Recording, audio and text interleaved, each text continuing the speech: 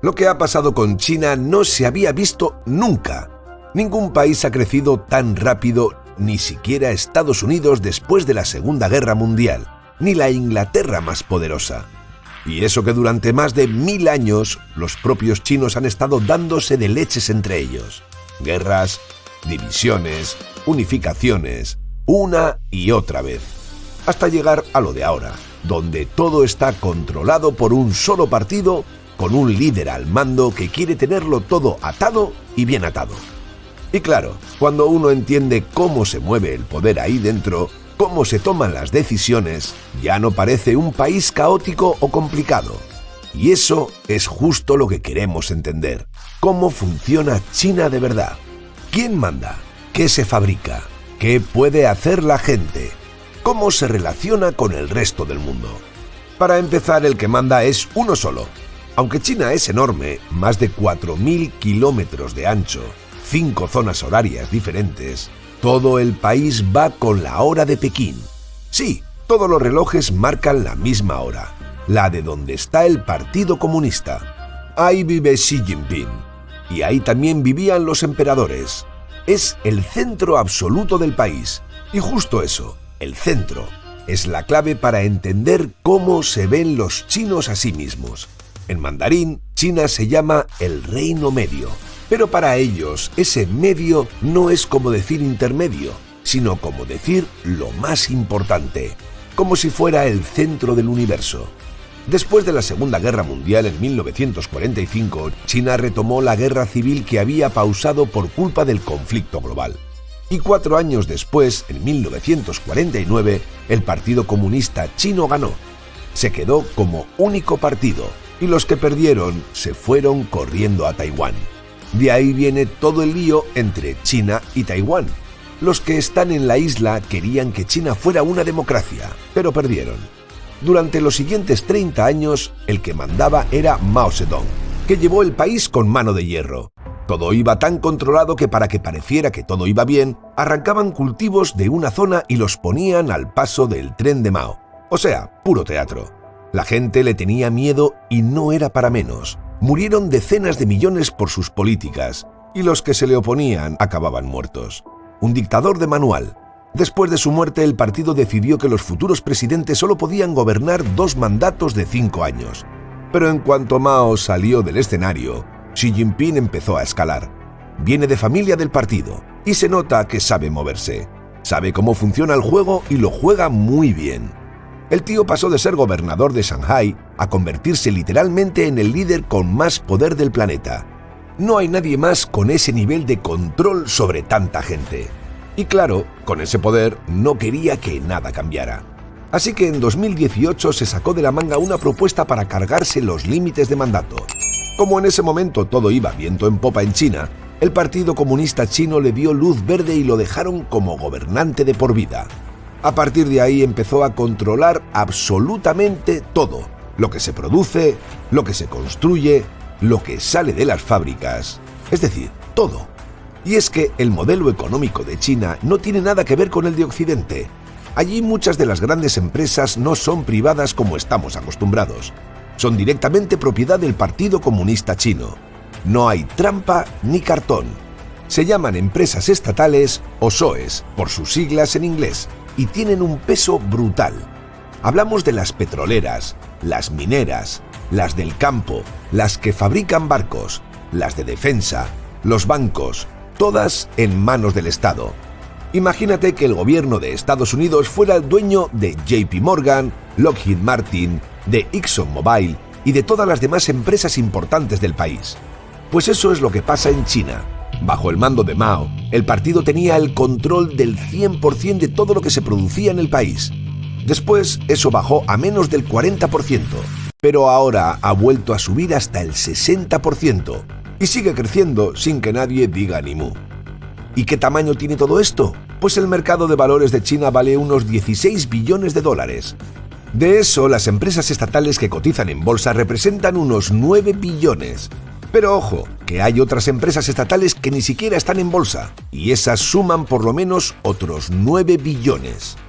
Así que entre todas superan por mucho a las empresas privadas más pequeñas.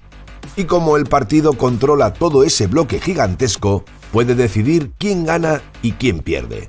Pero si tú manejas ese tamaño y esa red de empresas, no es complicado asegurarte que tus favoritos salgan siempre ganando. Esto funciona así. El Partido Comunista Chino tiene en su mano 4 de los 10 bancos más grandes del mundo. Y no es que solo tengan relación con ellos, es que los ejecutivos de esos bancos muchas veces son directamente miembros del partido. O sea, están dentro.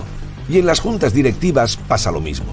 Muchas veces todos los que toman decisiones ahí también son del partido. Así que cuando Xi Jinping suelta algo como «queremos que la industria solar china se coma el mundo», los bancos no necesitan más explicaciones. Lo pillan al vuelo. ¿Y qué hacen? Pues empiezan a soltar préstamos a saco a las empresas solares chinas, con unos tipos de interés bajísimos, mucho más bajos de lo que ofrecerían a cualquier otra empresa de otro sector. Si lo comparamos con Estados Unidos, la diferencia es bestial. Allí una empresa solar que quiere montar una fábrica tiene que ir a pedir dinero al banco como todo el mundo. Pero claro, esos bancos no son del gobierno y solo prestan si les parece bien y a un interés que les compense. Si es una empresa joven, pues igual le clavan un 8 o un 10% de interés. Sin embargo, la empresa china consigue la pasta mucho más barata, así que ya de entrada puede vender sus paneles solares entre un 8 y un 10% más baratos que la americana, sin cambiar nada de lo que hace, solo por el tipo de financiación. Y eso es solo la parte de los bancos, porque además está la red eléctrica china, que también es del Estado y que controla el 80% de toda la electricidad del país. Cuando la nueva fábrica solar china necesita engancharse a la red, le ponen la alfombra roja. Todo facilidades. Y luego está la empresa de aluminio del Estado, Aluminium Corporation of China Limited, que se encarga de que esa fábrica tenga el aluminio que necesita antes que nadie, incluso adelantando sus pedidos por encima de otros. Vamos, que tienen todo montado para que las empresas solares chinas jueguen con ventaja. Mientras tanto, las empresas de fuera tienen que seguir compitiendo con las reglas normales del mercado, con las leyes del libre comercio. Así fue como China acabó liderando sectores enteros. Primero la energía solar, luego la construcción naval, después las baterías, los coches eléctricos, el acero, uno tras otro. Tienen un manual clarísimo de cómo dominar industrias globales. Y ahora lo están haciendo con lo que llaman sectores estratégicos. Dicen que hay partes de la economía que son clave, la fabricación avanzada, la tecnología puntera, y a esas sí les van a seguir dando crédito fácil, porque las ven como una cuestión de seguridad nacional. Pero todo lo demás, sobre todo lo que se infló de préstamos después de la crisis financiera, eso ya no entra en el juego. Se acabó el chorro de dinero fácil para esos sectores. Eso sí, aunque haya crédito y maquinaria, sin gente no se levanta ni un globo. Así que también necesitan trabajadores. Pero aquí viene otro punto clave. En China, durante muchísimo tiempo, el sitio donde nacías era el sitio donde vivías para siempre. No podías mudarte donde quisieras, salvo en casos muy puntuales. La movilidad estaba muy limitada. En China hay un sistema que se llama Hukou, que básicamente decide desde dónde puedes moverte y a qué ciudad puedes ir a vivir. Es como un pasaporte interno.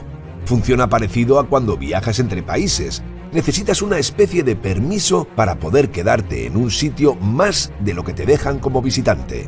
Y claro, mudarte del campo a una ciudad como Pekín y conseguir el Hukou de allí es casi imposible, salvo que tengas una habilidad muy especial o un contacto potente dentro del sistema.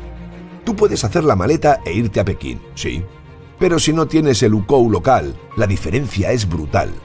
Los que lo tienen acceden a buenas viviendas, colegios de calidad, atención médica y hasta ayudas económicas.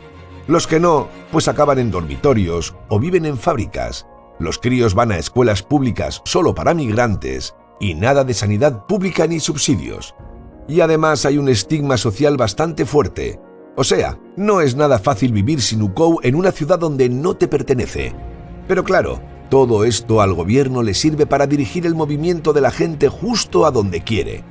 En los años 80 el Partido Comunista creó unas zonas económicas especiales repartidas por el país.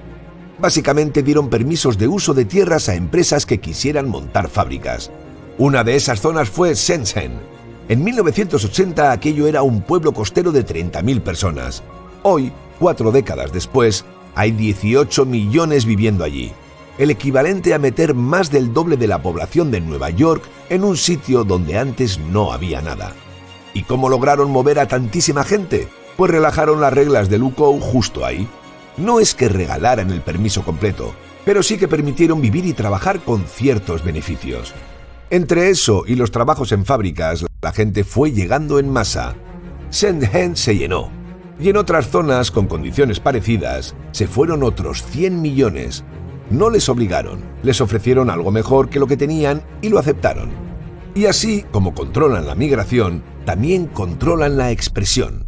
En estas ciudades enormes uno puede caminar sin que nadie le conozca, pero las cámaras lo ven todo. Internet está limitado, no puedes crear una cuenta anónima para opinar ni usar libremente cualquier web. El punto de quiebre fue lo de la plaza de Tiananmen. Ahí los estudiantes salieron a pedir libertad de expresión y el partido dijo que ni a hablar. Desde entonces, lo poco que había de libertad se acabó del todo. China montó su famoso gran cortafuegos en 1998. Lo que hace es cortar el Internet chino del resto del mundo. Todo pasa por filtros, y si no gusta, se borra. Hay una herramienta curiosa que compara lo que sale en Google con Baidu, el buscador chino, y la diferencia es de otro planeta.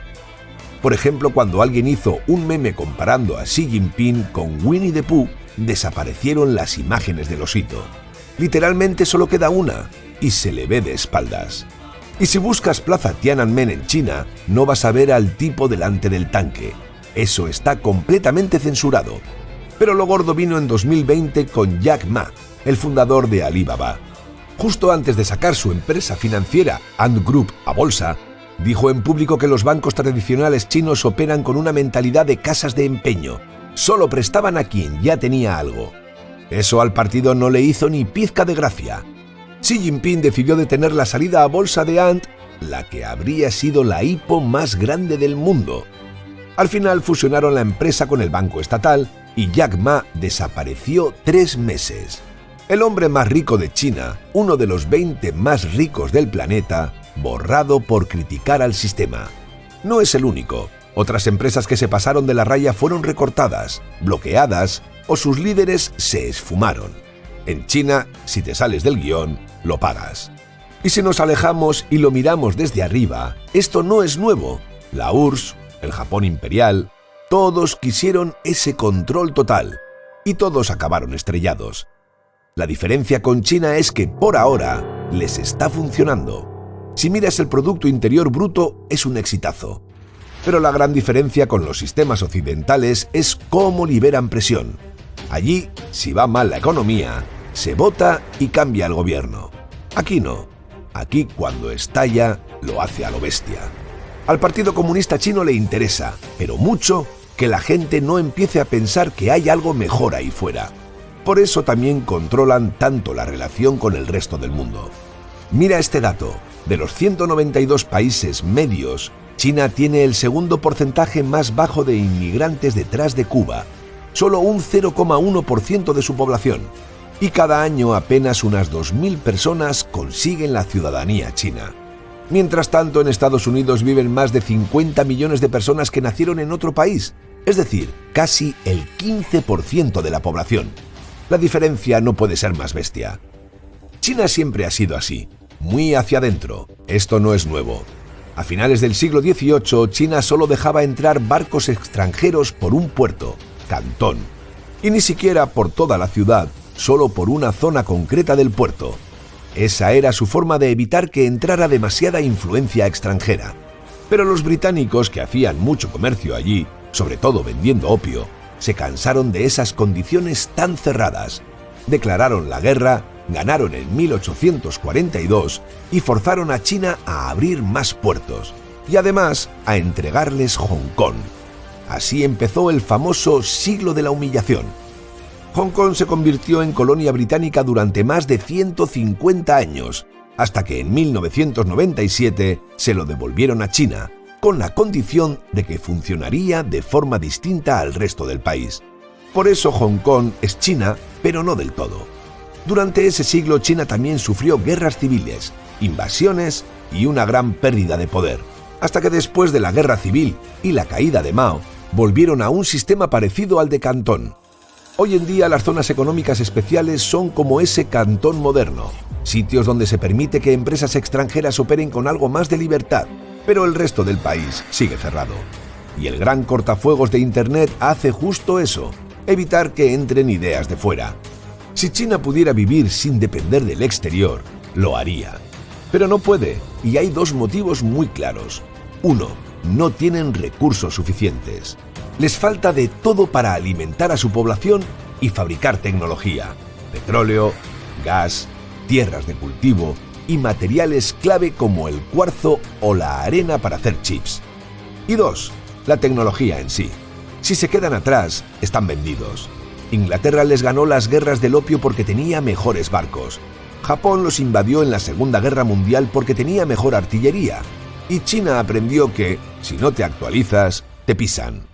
Por eso, aunque quieran cerrarse, no pueden permitírselo del todo. Tienen que dejar entrar lo justo para que el resto se quede fuera. ¿Y por qué China le dio a Tesla un trato tan especial cuando montó su primera fábrica fuera de Estados Unidos en Shanghái? Pues porque literalmente le suplicaron que viniera. Le ofrecieron una zona de libre comercio, es decir, terreno gratis. Pero lo más bestia fue que la nueva fábrica de Tesla es propiedad exclusiva de la empresa. Sí, es la primera fábrica de automóviles en China con propiedad íntegra de una empresa extranjera. Nadie más lo había conseguido. Normalmente, cuando una automovilística extranjera abre fábrica en China, tiene que compartir la propiedad con una empresa local, que se queda con al menos el 50 o 51%. Pero con Tesla hicieron una excepción total. ¿Por qué? Por el llamado efecto pez gato. Es una metáfora curiosa. Si metes un pez gato en un tanque lleno de sardinas, las sardinas se espabilan, nadan más rápido y duran más. Pues eso es lo que China quería provocar, meter a Tesla en su tanque para forzar a sus fábricas locales a ponerse las pilas. Y funcionó. Tesla aterrizó, montó su fábrica y empezó a vender coches eléctricos como churros. China se convirtió en el segundo mercado más grande y el precio de sus acciones se disparó. ¿Y qué hicieron los fabricantes chinos? Lo esperable, empezaron a copiar. Técnicas de producción, diseño de baterías, sistemas de piloto automático, todo. Pero no solo por imitación. Tesla, al fabricar allí, necesitaba proveedores chinos. Y esos proveedores, que antes ni sabían fabricar lo que Tesla pedía, empezaron a hacerlo.